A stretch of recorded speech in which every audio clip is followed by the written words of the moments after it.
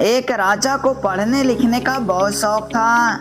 एक बार उसने मंत्री परिषद के माध्यम से अपने लिए एक शिक्षक की व्यवस्था की। शिक्षक राजा को पढ़ाने के लिए आने लगा। राजा को शिक्षा ग्रहण करते हुए कई महीने बीत गए, मगर राजा को कोई लाभ नहीं हुआ। गुरु तो रोज खूब मेहनत करते थे, परंतु राजा को उस शिक्षा का कोई लाभ नहीं हो रहा था। राजा बड़ा परेशान। गुरु की प्रतिभा और योग्यता पर सवाल उठाना भी गलत था, क्योंकि वो एक बहुत ही प्रसिद्ध और योग्य गुरु थे। आखिर में एक दिन रानी ने राजा को सलाह दी कि राजन, आप ही इस सवाल का जवाब गुरुजी से पूछ कर देखिए। राजा ने एक दिन हिम्मत करके गुरुजी के सामने अपनी जिज्ञासा रखी।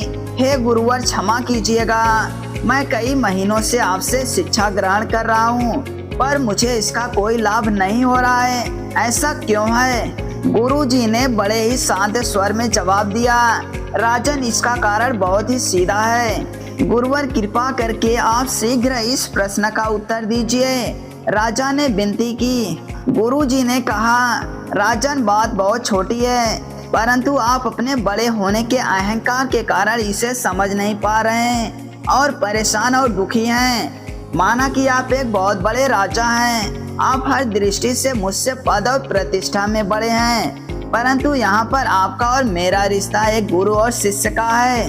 गुरु होने के नाते मेरा स्थान आपसे उच्च होना चाहिए, परंतु आप स्वयं उच्च सिंहासन पर बैठते हैं और मुझे अपने से नीचे के आसन पर बैठाते हैं। बस यही एक कारण है जिससे आपको ना तो कोई शिक्षा प्राप्त होती है और ना ही कोई ज्ञान मिल रहा है। आपके राजा होने के कारण मैं आपसे यह बात नहीं कह पा रहा था।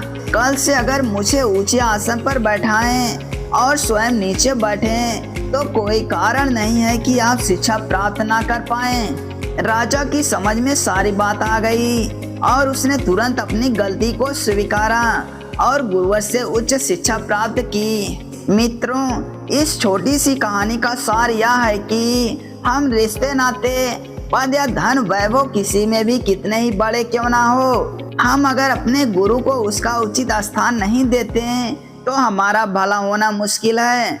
और यह स्थान का अर्थ सिर्फ ऊंचा या नीचे बैठने से नहीं है। इसका सही अर्थ है कि हम अपने मन में गुरु को क्या स्थान दे रहे हैं। क्या हम सही मायने में उनको सम्मान दे रहे हैं या स्वयं के श्रेष्ठ होने का घमंड कर रहे हैं। अगर हम अपने गुरु और शिक्षक के प्रति हे भावना रखेंगे तो हमें उनकी योग्यता और अच्छाइयों का कोई लाभ नहीं मिलने वाला है।